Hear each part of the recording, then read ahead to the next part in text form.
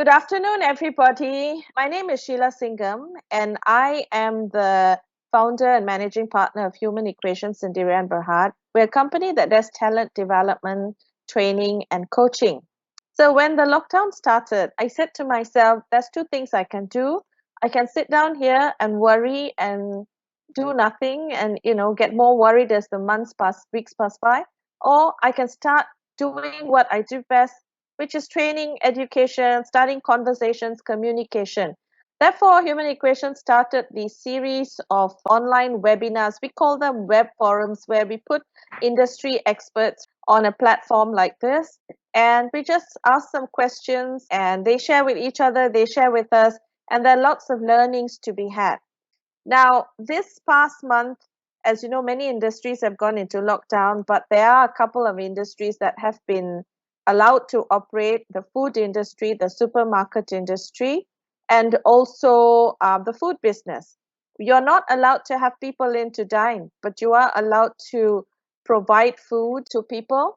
And one of the things that you have been able to do is cook and get Grab delivery. In fact, we have been availing ourselves of some of the services of some of your restaurants. And but then it's still been tough. Business has gone down. Diners in-house dining is stopped altogether. So we want to hear from you this afternoon as to what are some of the experiences that you have been happening. You have been running your businesses, right? And we would like to know how, first of all, just a very quick answer on how your business has been impacted by this lockdown. Yeah, maybe we'll start with you, Leslie. Yes, hi, it's Leslie here from the Huckleberry Group, and thanks for this forum here. I would call this an unprecedented situation all of a sudden, and yeah, it's put us all into a sudden kind of situation where we have scrambled for ideas because we've never been into this. We have about 18 outlets in total, and so if you give that, only 5 outlets has been opened for takeaways, which we're doing from the premises, and we have tied up with Grab and Food Panda. But that only compromises, I would say, only 1% of the total income. So, which I wouldn't say it's great, but at least something to keep the payroll running for people who are on duty. So it's been a bad situation, most of all. So it's about where is it leading to, and how fast will the situation get back to normal. Thank you for that. That was Leslie Gomez from the Olive Tree Group. And Nicola, how has the lockdown impacted your business? We're talking to Nicola Hassan from Huckleberry Group.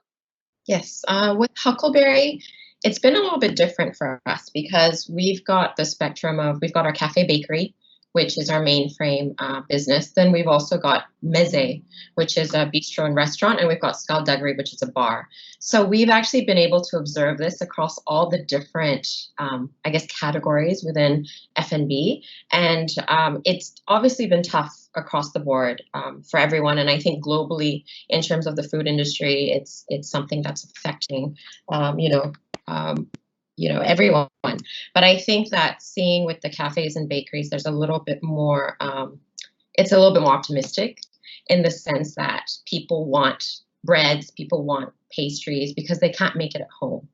Whereas I think our restaurants are a little bit more affected because people have more time now to cook, which is great. If you're seeing on Instagram, there's a lot of aspiring chefs and bakers who are suddenly just so into it. And so that's made us change our business model a little bit as well. So overall, it's definitely affected us as it has everyone else. But I think we're able to sort of look and identify some opportunities and areas where we can, I guess, engage with the customer while they're at home and they can't come to our premise. Thank you, Nicola. Thank you. And next, I'd like to ask Chef Ismail, Dato Chef Ismail from Restaurant Rebung. Chef, how has this impacted your business? Hi, how are you? We're good. We're good. Well, it is, what would I say?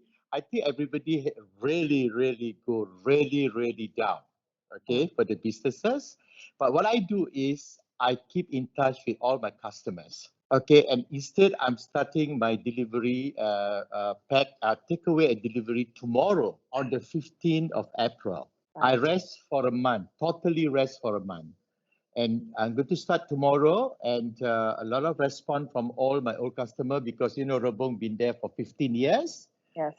Yeah, it started from Lorong Makruf, and now we are at Taman Botani Perdana Kuala Lumpur. So the response is quite well. But tomorrow I'm going to go to work and I'm going to do my hands-on cooking. Wonderful. Wonderful, Chef. Yeah. That's great. But for the 15 years, you know, people in businesses, they should be aware that to keep some when the bad time, you never know. Yes, that's true. Yeah. Very Yeah, true. that's right. And so I'm just go traditionally. So now I'm going to digital business. So where people can call me and they can call. I'm using. There's an app for them to call to contact us. Yeah. Right, right. Thank Yeah. you, Chef. Thank you for No that. worries. Yeah. Thank you. And Faye, and we're talking to Faye De Cruz of Skippy's Pizza. She's been in business for about 10 years now. Faye, tell us how this has impacted your business. Okay, for us at Skippy's, we actually had a very natural progress because we started off as a delivery company. So we have our fleet. We can handle delivery because we are used to it already. But of course, the first week we saw a huge fall in business because we lost, of course, dine-in and our bar drinking. But what I've learned through the last 3 weeks is that communicating with your customers and also especially the owners now. It's not getting your staff to do all this. Your owners have to talk to them. And I find from there, the business has been picking up slowly. Hopefully, we will, I mean, everyone is suffering now. So hopefully we will all go through this together and pick ourselves up again. So one of the key learnings we're taking from that part of it is that personal touch that is connecting with all the customer base that you've had. That's very important, right? Now, the next question is, for this time, for this tough time, what new strategies and or resources have you adapted to ensure your business continuity? What new resources, some of you have mentioned it already, but maybe we can go a bit deeper into that. New strategies and resources you've adapted to ensure your business continuity. Maybe we'll start with Nicola this time. Okay, sure. Basically, in terms of resources, definitely the delivery services, the third parties. We've also looked at building our own. So we've got our own, e-commerce for our wholesale, for our cakes, for whole cakes and also for hot kitchen. So those we've tried to basically have as many channels as possible for people to reach us. And then the other thing is social media is very important during this time. It is the main way that people are experiencing and engaging with your brand. So it's always finding ways to, I think, to stand out in social media. And thirdly, I think within resources, it's within our own team. I mean, I think it's about resetting and looking back and saying, okay, what makes you different? What makes you unique? What are your strengths? And what we've been able to do there is obviously streamline the central kitchen and our basically kitchen department so that they're able to sort of come up with ideas, menus, new specials that can kind of run across the board.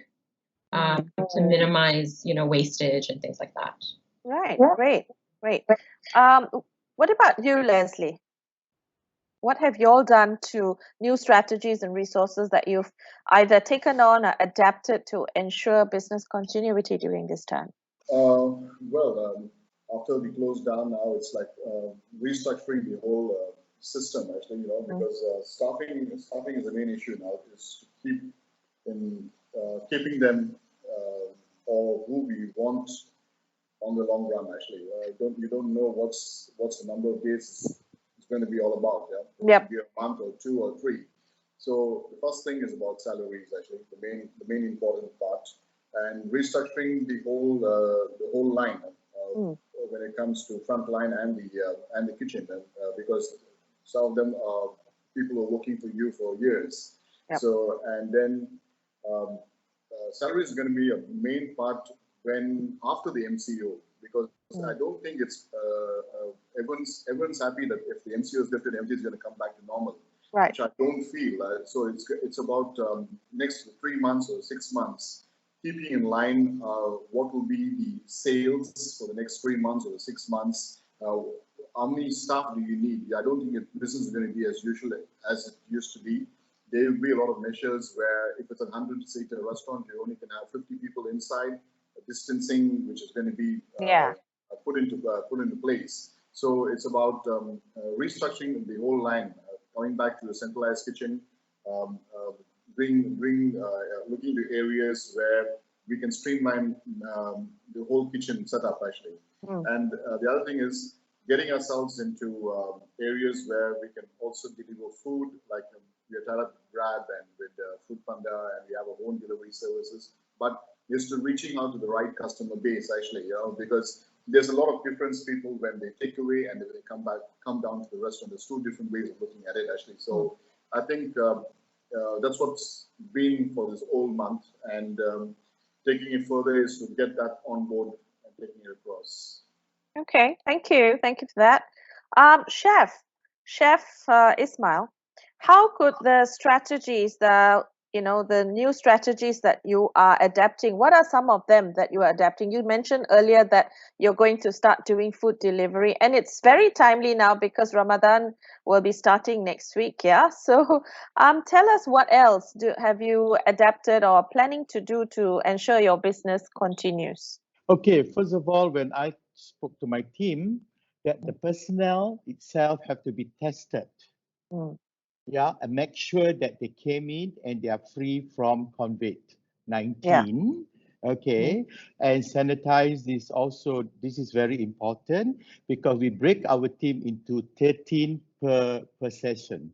Okay, from 79 workers, I only can afford to bring in 50 workers, and we break it into 14. Okay, and the one that really work is the purchasing manager and also the kitchen team. Yeah, but the service team, maybe we take 1 or 2, but the cashier and the telephone operators are on duties. Okay, and of course, at this point of time, especially Ramadan is coming, we used to have like 600 to 700 per pack every breakfasting, because our restaurant can take around 500 pack. Yeah, so we have to be creative. I have to do a lot of the pack. I have to do a good set, Ramadan breakfasting set. Yeah, I think that is very important. That people can they can buy for 10 pack or 20 packs. And started from 150 ringgit per 10 packs. That is very, very cheap, because during Ramadan, my per head is normally, for the past years, we charge 79 ringgit per pack. Yeah, but you imagine that we can get like millions a month, but this time, I hope I have to be very, very creative. The chef have to be very, very creative. Yeah, to sell pack, and also you cannot like really pressure your customer. Anything that come, you can sell, no problem lah. If they say, chef, I want to have just rice and chicken and meat, because I'm just next to Police Aman headquarters, and they are all on duties. The good things for all of us, darling, don't worry. Breakfasting, everybody kena makan at the same time. So all of us have to just make sure, but the only thing that we have to be careful is food costs. Yeah, because for me, I'm very lucky the BKL give me 6 months free rental because of we rented their premise. Yeah, the only thing that if you rent like private, I think that is all this like Huckleberry, you are now new in the SC, right, darling? You know how much the rent is there? I was there. I was there before. I was there before I knew. It was only on hawkers, okay? I still remember I paid 2,000 ringgit. Just don't know what big is the card that I put 20 dishes on it, you know. Okay. So now I really hope that all the private company, diorang kena rasa sikit lah keperitan kita. Yeah. Yeah, Yep. they have to feel it. They have to give us a good percentage on this time of time. You know what I mean? So Okay. all of us have to be together and be creative how to sell food. Yep. Because Yep. the only thing that we wish that we do vending machine, but Yeah. vending machine only for, you know what I mean, our country dia tak makan vending machine punya. Also Betul. vending machine you have to queue up also, right? Yeah. Yeah. So Yeah. now, Yeah. True. yeah. So at Rebung, I have to be creative and you have to do lots of budget food. Mm. That's Ah, interesting. Thank you, Chef. And thank Faye, you. thank you, Faye. What new strategies have you adopted to ensure your business continuity during this period? Okay. At Skippy's, because our food is mainly to share, we give quite big portions. So now that everyone is at home, you don't have big parties going on. So our usual promos that we used to have can't really. Maybe the smaller ones still can sell, but the bigger ones can't sell at all. So what I've done is made it even smaller. And what we've done is gone into catering, daily catering for those singles or people who just can't cook. Reasonable price, just to get our overheads covered for now, to get through until MCO is over.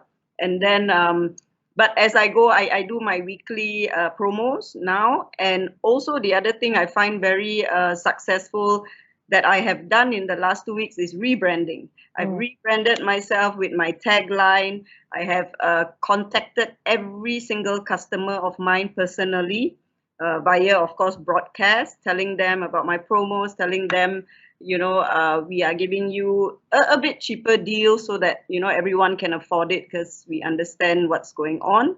And also relating to your customers with empathy and is sending out certain messages, because you need to get them to start communicating with you on social media. I think social media is the next, it is already the thing, and the younger crowd really does that, but we still have the older ones. The older ones who just refuse to use even WhatsApp, so then you need to talk to them, take down their order, and so we need to still balance it out at the moment. But so far, just a few strategies, a lot of planning, advertising planning is very important now, because now it is so important to get your name out there. I was maybe from a scale to 1 to 10, Skippy's was only known by 4 people. Because of MCO now, 8 people know us, and I still haven't got to the 2, but we are working on that. So our name has got out. So I think in that way, MCO has been really, really useful. So hopefully after MCO is over, we manage to keep all our customers. It's interesting that you said that, Faye, because people think that adversity is the worst thing, that ever lockdown could be the worst thing. But I've been doing so many of these webinars with clients, privately, and also open webinars like this, and I'm beginning to find out that actually necessity is the mother of invention. The more closed our world becomes, the more innovative we have to become. Right, and that's so interesting that you said that, because we all are having to adapt. And here's the thing, I think maybe we should have a master class for young people on how to teach their parents to use social media, all the old fellas, right? I think that'd be very useful, because navigating social media for older people, it can really be tough if you haven't been using it as part of your work strategy. Now, the final question I would like to ask you is this, okay? You have all said many things. Chef has said that we got to look at our costs. Right now, we got to look at maybe doing budget food. Even if we have branded ourselves, as being up there, we really need to. And now it's a matter of numbers as well. So, and numbers will come in if you keep your costs reasonable. So that's one thing. Then you're all going online, social media, branding. But the thing is, after COVID's done, the lockdown's done, and what Leslie, you said is that people might still come back and eat at the restaurant, but they don't want to sit nearby, so each other. So where you might have had a crowd of 100, now you can only have maybe 40, 50 people in your restaurant.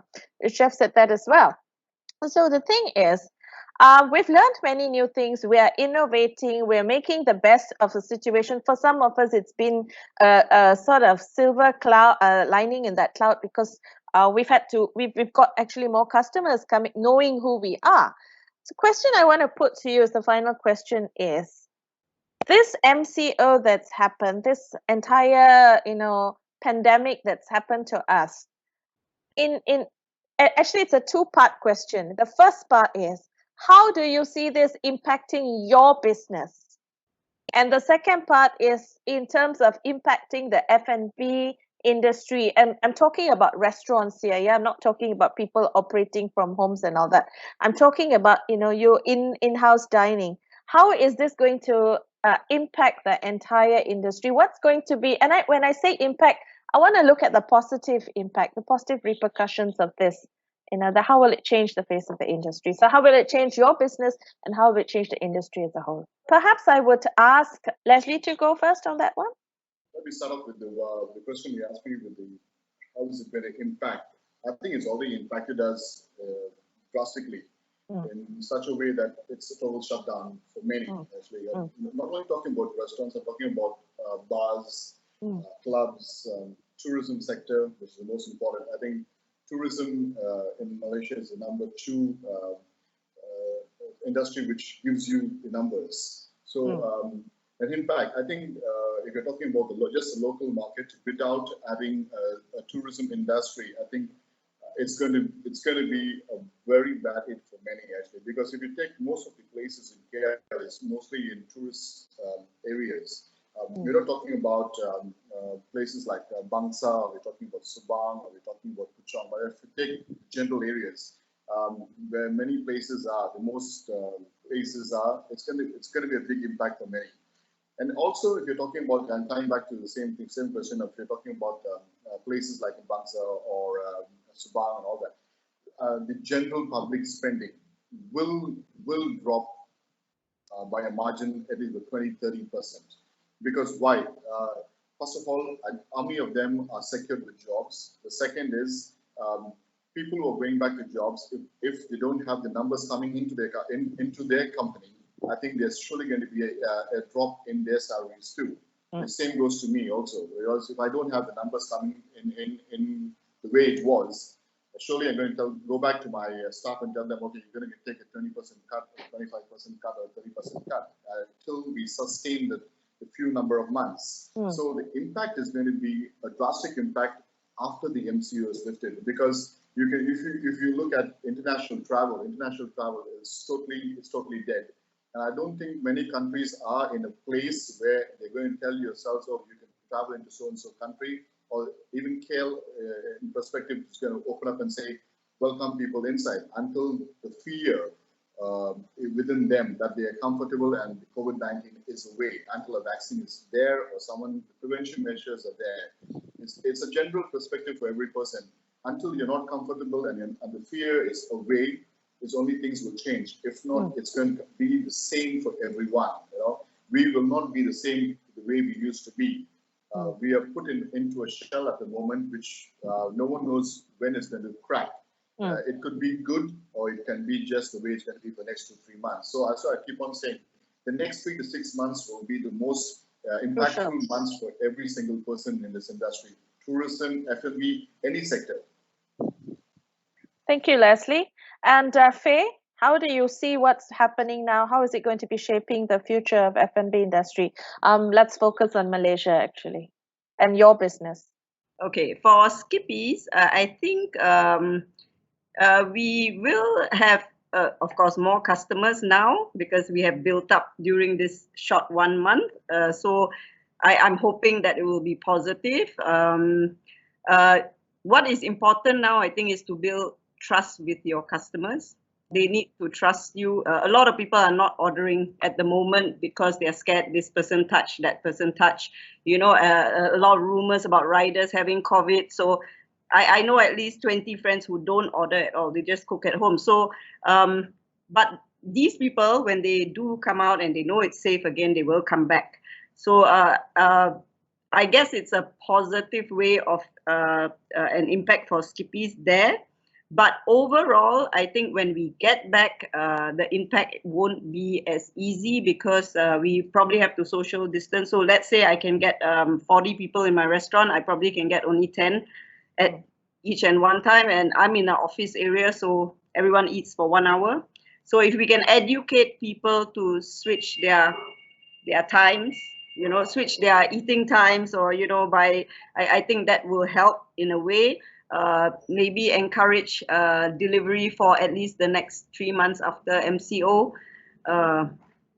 But yeah, so I think there will be a lot of changes. We also don't know what it will be. Honestly, I really don't know until it's lifted, until the government makes their rulings, and who knows who follows it. So we as restaurant owners should be very strict, I think, when it opens up. And hopefully by doing that, our customers really, really trust us. Thank you. Maybe you could be giving them an incentive, if you say you're in an office area, come from this time to this time and eat, and you'll get a discount. Perhaps you have to be very creative in our packaging. Yeah, we have to go day to day and really see what the customers want, what the government is saying, just work together, and hopefully we will resolve it as soon as possible. And Nicola, how do you see this entire, COVID lockdown shaping the future of the industry? I mean, okay, if we're talking about the greater industry, I think that we need to sort of accept the fact that this is a new normal. This is going to be a new norm, and it's going to be a paradigm shift that's going to be there for a while, because honestly speaking, I think until testing is widespread, until there's a vaccine, that's always going to be something lingering in the back of your head, even just as us, right, as customers.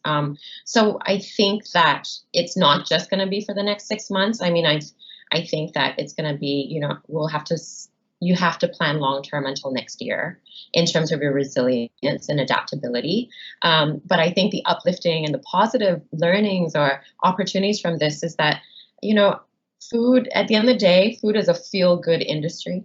Yep. We are here to make people feel to ease their anxiety. There's a lot of panic snacking, which is happening now, which is, great for our industry. I think it's also been fantastic in terms of having everyone support local again. And that's been really nice, like supporting your neighborhood and just local suppliers, like local farmers. And, I'm getting organic vegetables sent to my house now from different farms who are a little bit affected, but because their supply chains are affected. And I think that's been quite heartwarming, is that we are coming together in a real authentic sense of community, and not a community just for the sake of Instagram. Yeah. So I think that on a macro level has been a more sort of positive, I guess, silver lining that we can look at. But you have to just be, mindfully and cautiously optimistic about things. Just knowing that, again, I think Chef Ismail said as well, you always have to plan for a rainy day. This rainy day is going to last for a while. But I also think that, with Ramadan coming up, it's like an additional stress on F&B, which we don't really need right now. And I feel that everyone's going to rely on delivery services. And I do feel that the delivery services need to give a little bit of a lower commission. I think what commission level they're taking now, I think this as an industry, we do need to kind of lobby and try to get that lowered a little bit, because everyone's feeling it. And I think the end user, the customer needs to be more affordable for them, but we can't be absorbing everything. No, true. Yeah. And I think you kind of answered a question that was posted by one of our participants regarding the delivery partners about how are they supporting the F&B industry as well as the customer during this crisis in terms of lowering their commissions and maybe doing free promotions, And so finally, let's hear from Chef Ismail, Chef, about how you feel this entire pandemic is going to be affecting the food industry, food F&B industry. Are we going to be more creative? Are we going to be looking at new models of doing business coming out? You've been in this industry for a long time. You've seen, recessions come and go, Chef, and this is something totally unexpected. So tell us. What your thoughts? Okay. I remember that was 1980 something, or if I'm not mistaken, there was our recession period. Do you remember that? Yes, I Yeah, do. I had to close my stall at Central Market. Wow. Okay, that was, but not as bad as now. This is the war that you don't see the enemies. Okay. Mm. Yeah, but positively thinking, yeah, into my humble restaurant, I think all of us have to be positive. I always tell my GM, my staff, they said, oh, chef, it's going to work out, blah, blah, blah. I said, my dear, when I introduce one rendang, you always say, does this work? And today that rendang is designer food at Rebung.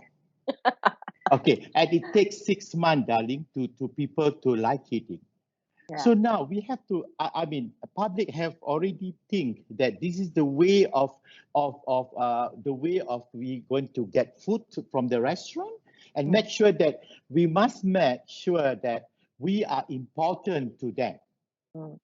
Even though now we said customer is important, but we must also assure that to our customer that we are important. Also, without our restaurant, they are hungry. But of course, the design are different now, you know. You cannot dine, you know, but this is how it works, you know. But at the end of the day, jaga our food cost there. Yeah, because now the electricity are already safe, water safe, staffing safe, but the only area that you have to work in is the kitchen area. So we have to take care of the kitchen, the purchasing price, and the selling price. And of course, darling, marketing is very important. Yes. Yeah. We must say, hello, I'm here. Yeah, the media have to work we have to work very closely with media. What I do is I always use the free media, as Facebook, very good already. He said they're asking, chef, can you send to Penang? I miss the lontong. Can you send to Alustar? I said, why not? Yeah. Why not? Why not?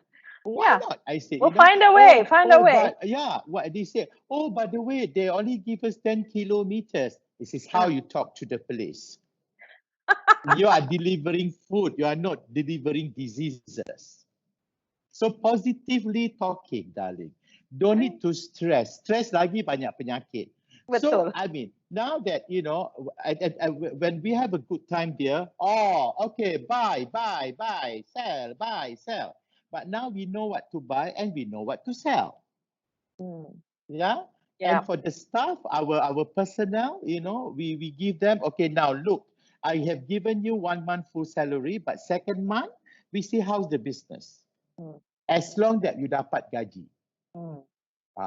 So positively thinking, I think, and then I really hope that FMB, all the FMB, the world FMB or Malaysian FMB consultant, please sit and fikirlah, create something to help all of us. How to buat duit dalam keadaan begini. With this situation, the FMB consultant, are you listening? Please, maybe you can sell ideas to us with a very good price or tukar. You give me ideas, I give you rendang. You give me ideas, butter trade lah. I think so. It's a good thing to be doing now, barter trade, if you can't come out with the cash, you know. Yeah. So maybe they can get your rendang recipe, chef? No, just joking. Why not?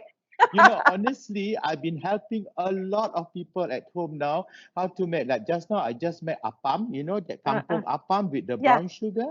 Yeah. Do you know that, darling? Let me show you something. My favorite appam is always that TMC belakang there. Oh, okay. Now, Yes. Yeah, now Akka is not there to serve me. Do you know that I do it myself and it's jadi?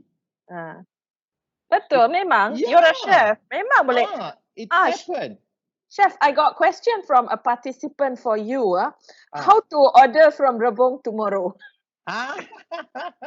Okay, you just first of all, you just call my number 00 pula 03-2276-3535 first. Perlahan sikit, chef. 03-2276 3535. 3535. Okay. The other panelists, if you would like to, type in a number in the chat for where you can be contacted, for delivery or even for functions and events at this time, please do so. Feel free to do that, to give us your numbers. And Joanna, you can put in Chef Restaurant Rebung's number, yeah? Well, I think that was amazing. The information, the discussion from our 4 panelists today have been amazing. I like what Nicola said about being optimistic, because really that's the only way to be, isn't it? If you're not going to be optimistic, you're just going to sink down so low, and then you might never be able to rise up again. And so it's always about not looking at really what is happening right now and worrying about it, but it's always about looking at how we can overcome it, we can move past this, we can sustain ourselves, and when we can recreate ourselves. Many businesses are going to have to recreate themselves. All right, reinvent themselves to give new ways of distributing. I think today the thing is distributing. And one of the things some of you said was that people might be, Faye, you said it, that people made nervous even after the lockdown is lifted. They might be nervous about coming to your restaurant because I don't know whether your staff, so if is clear or not. So if you can actually even give the assurance, we've got 10 staff and they're all COVID-free, they've been tested, that would actually also be a good advertisement. I think in time to come, the hospitality industry would have to do that. If I'm going to stay in your hotel or take a flight here or eat in your place, I would want to know that the people there are all safe. So these are things that we'll have to be looking at moving forward. Doing business, ladies and gentlemen, is not just about how do you survive now. That is a crucial question, yes, but this is not going to last forever. Doing business, if you want to sustain and remain in the business, you need to look at what are we going to do in the coming months and coming years to increase our customer base, reach our customer base. And it's all going to be very much dependent on the stories you are telling about yourself. Chef, I dengar Chef cakap already, I feel so uplifted because you are very, very calm. And I think that's just so amazing. And I think that if there are people from the industry out there listening to all of you, I think that they will also be lifted up by your sharing and the initiatives that you are doing. Dear, I always tell my people, if you work 24 hours, it doesn't drop your fingers. Yeah. No. Your fingers is still there, okay? Yeah, absolutely. It's to me, it's like something that is very interesting. It's a new design. It's a new life. Yes. That we never thought of. Yeah, that's absolutely right, Chef. Now what I do is I always tell them, forget about the money. Put the money aside. Your $1 million will come soon. Okay, but it's what we do is now give the best services to your customers. Yes. That's okay, very important. if you used to do like 1,000%, doing 20% with the volume will make up to also 100% and 1,000%. Yeah. Give us a smile. Everybody have to smile. Hello. Everyone's smiling. Does anybody have any last words? Maybe a last word from each of our panelists. Nicola, any last parting words for our listeners? Sure. Okay. I think, I guess if anyone here, obviously the audience, if you're in F&B, stay resilient, stay agile, stay creative, and most importantly, listen, connect with your customers. I think at this point, the most important thing is to find out who your customers really are and really speak to them personally. I think that's something Leslie shared. Thank you. Leslie, any final words? Yes. Well, I think it's because of them we are here in the market today, actually, and it's because of them we are here talking to you also, because they make us, they have created us, actually. So thank you for everything. Thank you for the support, and looking forward for more during the tough time of crisis, because the F&B industry is the worst industry, I guess, and it's for us to be as optimistic as we can, and thrive through these times, and we'll get over this as soon as possible. Great. Thank you. Chef Ismail, any final words? of advice? Okay, dear, listen, we can do it. We can cook and sell as soon as possible. Okay? Thank you. And Faye? Your mic, Faye. Yeah. Yeah. Basically, to other F&B colleagues, I guess it's taking it one day at a time. If you think you can survive, try to talk to your landlords, try to talk to all your business partners. If you owe them some money, try to ask them to maybe pay partly, just to ease your burden for now. Anything that you can do to ease your burden so that you can act creatively, you can relate to your customers in a proper, how would I say, proper mood every time, because everyone at the moment, it's hitting them right now. So it's getting on their nerves. They're fighting with their suppliers. They are, and suppliers are not being easy. They are chasing you now. So try to talk to them, build your relationship, don't run away. And also build your customer presence. This is very, very important, very crucial for the next 1 month. While you're at home, whenever you think of something, just post it, and basically just don't give up. Yep. Thank you very much. Keeping yourselves alive in the customer's mind.